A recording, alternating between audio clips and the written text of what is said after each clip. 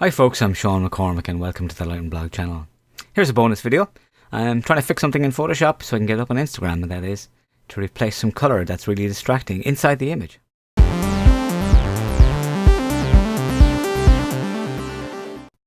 Hey folks, I got a photograph that I'm just going to put up on Instagram, but there's a little bit of a colour issue with it. It's only small, but it's very distracting. So let me show it to you.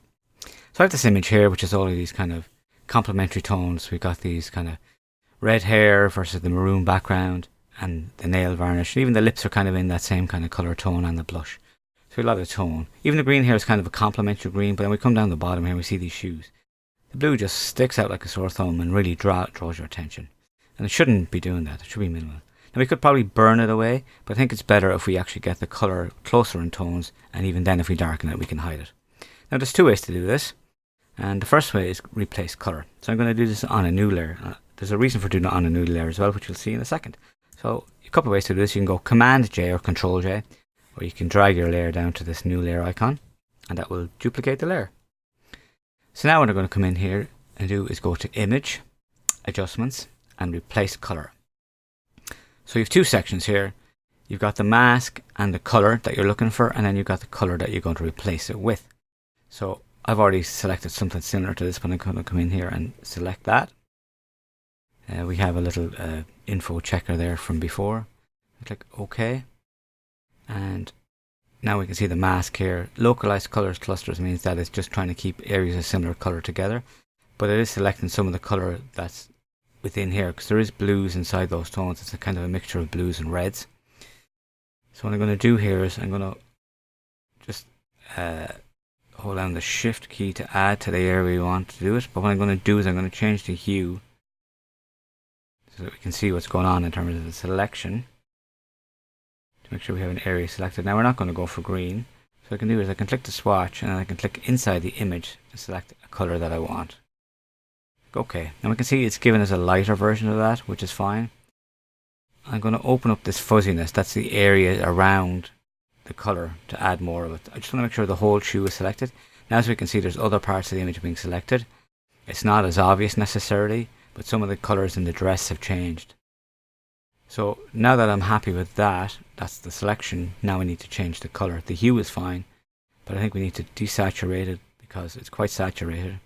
It's also very light, so I'm going to darken it down a little bit. That's probably too little saturation, so bring that back up a small bit. It's probably just a little bit dark. Now that I've lightened it, I can see it needs to be desaturated. So we're just visually comparing these colours just to get something similar. And now I just think it needs to be darker, just to hide it effectively. So I click OK.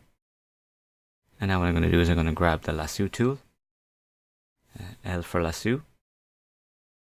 Just going to literally drag around this area here and then come down to the mask icon. So create a mask.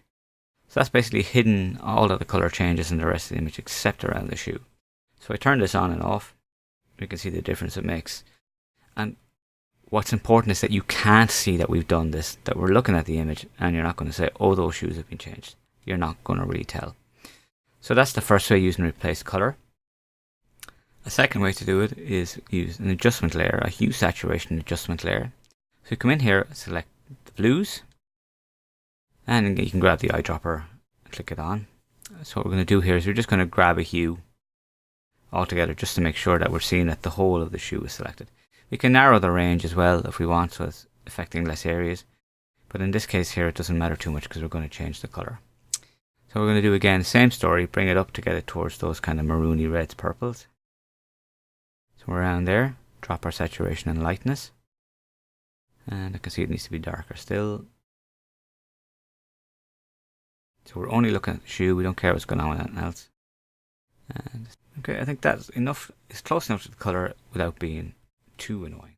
So again, grab the lasso tool, lasso around it. And it's like, actually what I'm going to do is I'm going to hold down the Option or Alt key just to get it off the dress as well. This is obviously changing some of the dress. And now what I need to do is I need to invert this selection, so that's Shift Command I or Shift Control I. And then I'm going to fill this. So fill. I'm going to fill it with black, so I'm telling it to fill the rest of the layer with black to hide the effect. And we can see the effect has gone away. So then Command or Control D to deselect. And there we have our image ready to go. Now, choosing between these two, in this case, I think the replace color has worked better. I just prefer the color that we get from the replace color in this case.